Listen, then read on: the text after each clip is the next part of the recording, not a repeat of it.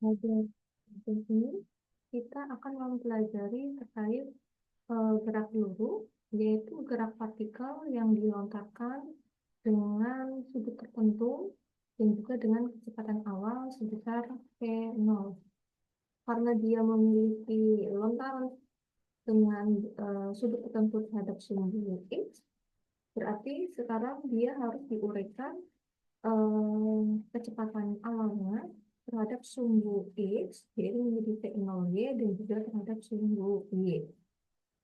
Maksudnya V0 X ya, kalau udah sumbu X, dan V0Y adalah terhadap sumbu Y. Ya. Nah, cara untuk menentukan kecepatannya, misalnya kecepatan awalnya kita memiliki 20 meter per second. Sehingga kita buat dulu proyeksinya, X berarti ke arah bawah, dan ke bagian ke atas itu adalah sumbunya. Sumbu yang area sini bisa kita proyeksikan di depannya dengan ketinggian yang sama di sini, dan ini menjadi V0 Y. Anda tentu masih mengingat persamaan sudut ya, yang sebelumnya kita pelajari bersama. Di sini ada sudut theta, ini adalah bagian depan adalah komponen V0Y gitu ya. Yang bawahnya adalah V0X, dan ini adalah resultannya atau yang V0-nya. Nah, untuk mencari nilai V0Y, kita mengingat kembali singkatan-singkatan istimewa ya, seperti sin, gemir, kosami, dan tan bisa, tapi tan tidak kita pakai di sini. Nah, sin gemir, berarti kalau sin itu adalah depan, depan itu berarti adalah V0Y dibagi miring. Miringnya adalah V0, F atau V0 ya. Kemudian kalau cos itu apa? Cos samping miring samping itu berarti V0, miringnya adalah V0. Nah, kita misalnya ingin mencari V0Y-nya saja ya. V0Y berarti sama dengan V0 sendiri, kita pindah ruas ke sini. Karena dia sebelumnya adalah pembagian, ketika kita pindah ruas, dia menjadi perkalian. Berarti menjadi V0 sin apa? Theta. Theta yang sudut yang diberikan awal. Kemudian untuk V0X, V0X sama dengan V0 cos theta. Nah, pada waktu tertentu, maka V0 itu akan mengalami beberapa pengaruh dari salah satunya gaya gravitasi ya. Jadi semakin ke atas, konsepnya dia mirip seperti ketika gerak vertikal, berarti dia berlawanan dengan arah gravitasi. Ya, maka nanti dia ketika kita ingin mencari jaraknya ataupun kecepatannya, maka V0 min gt gitu ya. Nah, pada titik tertentu, pada ketinggian maksimum, eh, kecepatan pada sumbu Y itu akan sama dengan 0. Kenapa 0?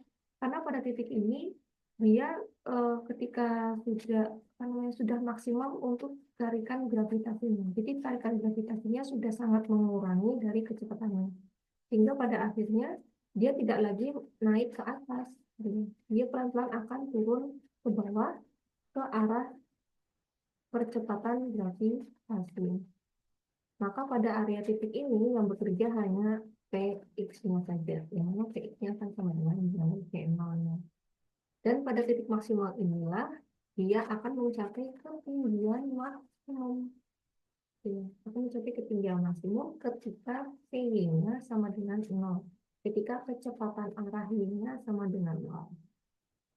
Sehingga pada area bagian titik-titik lurus ini, sekarang gerakannya menjadi gerakan seperti jatuh bebas. Karena dia sudah mulai ke arah gravitasi bumi ya. Maka Vx-nya atau Vy-nya itu akan menjadi plus G. Vy-nya terutama ya, Vy-nya akan menjadi plus Gt. Dan pada titik ini adalah titik ketika partikel itu sampai di tanah kembali. Nah, ketika partikel sampai di sana, maka dia itu telah menempuh jarak maksimum. ya, jarak maksimum pada sumbu X itu terjadi ketika benda sudah tiba di tanah. Dan ketinggian maksimum itu terjadi ketika dia P-nya sama dengan 0. Ini adalah konsep-konsep dasar untuk gerak parabola. Nah, ketika kita belajar tentang vektor jejar jenjang atau vektor pada metode Urean, kita itu dapat menentukan besarnya nilai fenol misalnya ketika setelah diuraikan yang menjadi FY dan Fx gitu ya. Untuk mencari nilai besarnya pada saat T, kita harus mengkuadratkan komponen kecepatan pada sumbu X dan kecepatan pada sumbu Y. Maka kita baru menemukan hasil kecepatan pada T tertentu.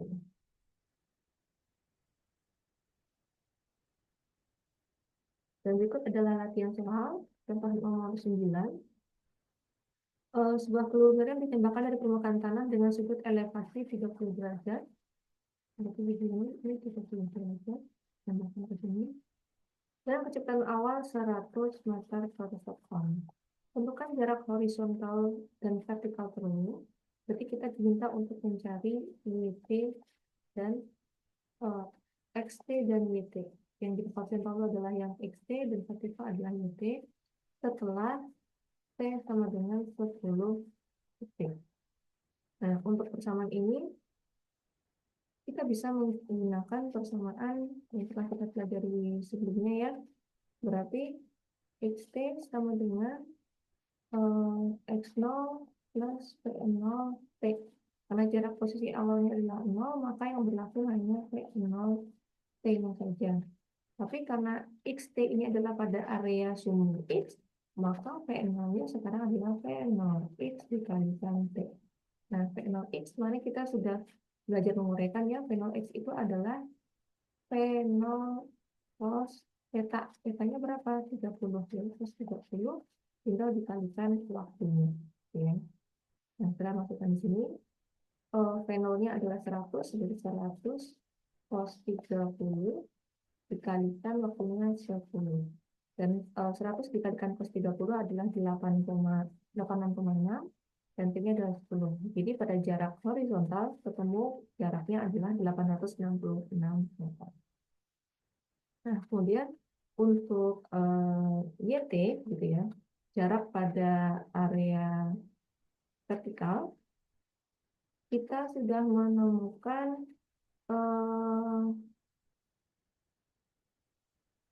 ternyata kita belum menemukan ini ya. YT itu harus dipengaruhi oleh gravitasi intradular. Berarti yang bagian ini kecepatan awalnya konstan gitu ya. Karena kecepatan awal konstan, maka percepatannya konstan, maka 0. Maka tidak dilanjutkan untuk mencari setengah AT kuadrat. Nah, A-nya 0. Tapi plus 0. Jadi hasilnya gitu. Nah, sekarang ketika YT, pada posisi YT, itu kita memiliki persamaan yang pertama kan Y0 gitu ya. Y0 plus P0Y kondisi T min setengah PT kuadrat. Kenapa min? Karena kalau sini dia sedang naik ya, sedang naik dan melawan arah gravitasi. Nah, karena dilemparkan di ketinggian yang 0, maka ini 0, maka yang tersisa adalah P0Y T min setengah PT kuadrat. Nah, P0-nya berapa tadi? Adalah P0 min 30 dikalikan waktunya berapa? 10 ya. Min setengah dikalikan percepatan gravitasi 9,8 dikalikan waktu kuadrat 10 kuadrat. Maka hasilnya adalah 20 meter.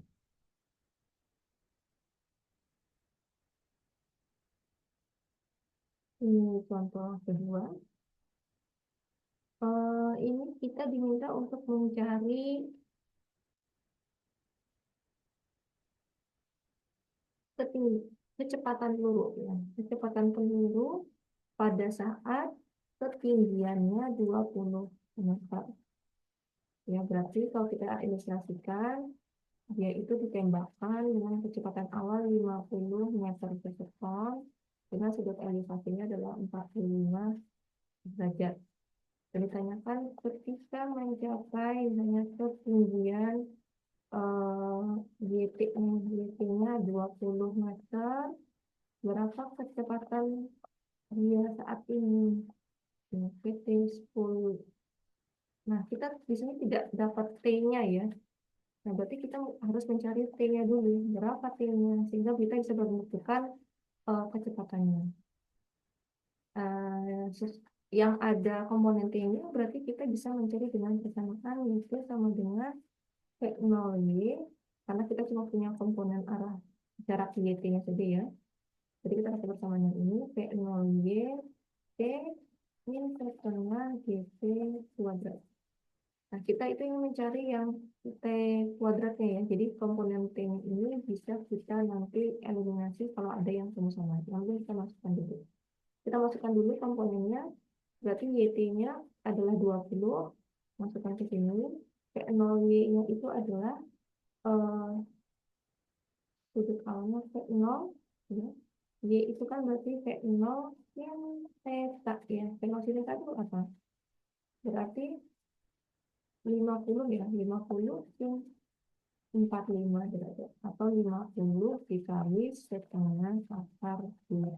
Nah, hasil ini kita masukkan, kita hitung, hasilnya adalah 35 T, karena sekarang kita belum tahu T-nya berapa, min setengah G 9,8 T kuadrat.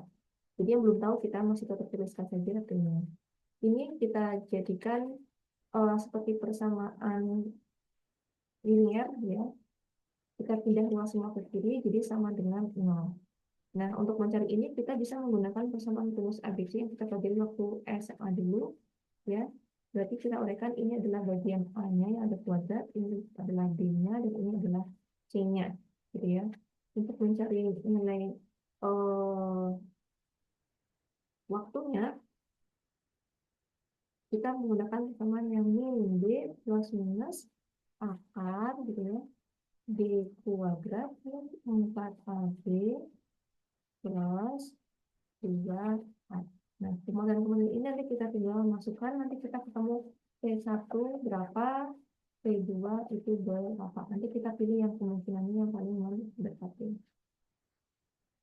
D-nya adalah 35, berarti ini adalah min, kamu min ya, jadi plus 35 plus minus, min 35 kuadrat dikurangi 4 dikali 4,9 dikali min 35 dibagi 2 ya.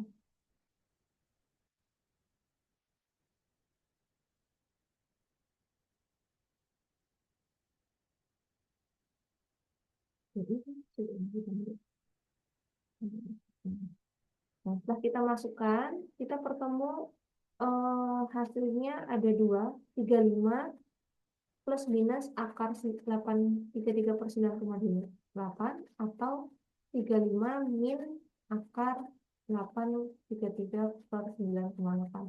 Yang hasil penjumlahan adalah 6,5 detik dan hasil pengurangannya adalah 0,6 detik.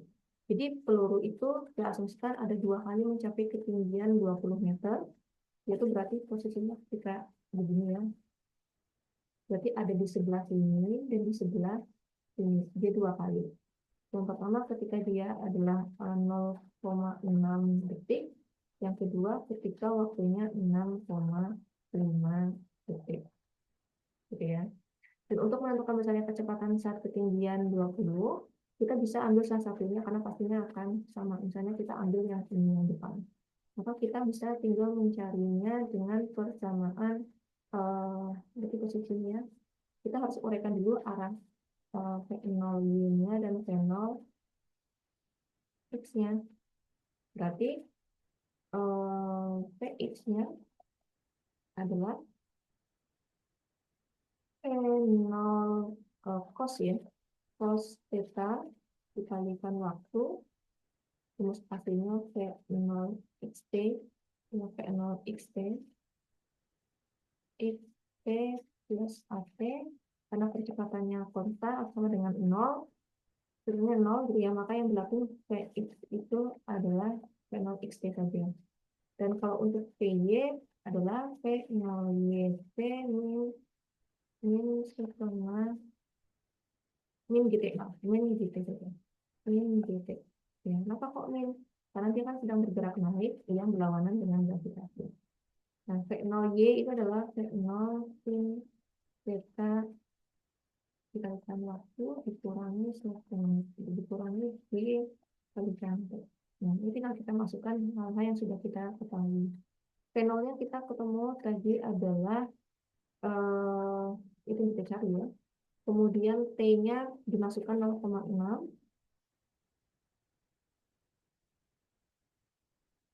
50 ya. Kemudian V0 dengan 50, cos θ-nya adalah cos 45 ya, 50 dikali setengah akar 2, itu hasilnya adalah 35. Kemudian ketemu adalah 21 meter per sekon. Untuk komponennya, berarti 50 dikalikan sin 45, yaitu nilainya adalah 35 juga ya, sama ya, karena cos 45 dan sin 45 nilainya sama. Dikurangi 9,8 dikali waktunya 6. Ketemunya adalah 29,1 meter per sekon. Nah, ini adalah kecepatan sumbu X dan kecepatan sumbu Y. Nah, untuk kecepatan totalnya kita mencari resultannya, yaitu kita akalkan akar komponen X kuadrat dan Y kuadrat. Kemudian ketemu hasilnya pada saat T sama dengan 0,09 sekon atau pada saat ketinggian 20 meter yang pertama, kecepatannya adalah 35,9 meter per sekon. Dan ini caranya hampir sama dengan sebelumnya ya. Kita skip saja.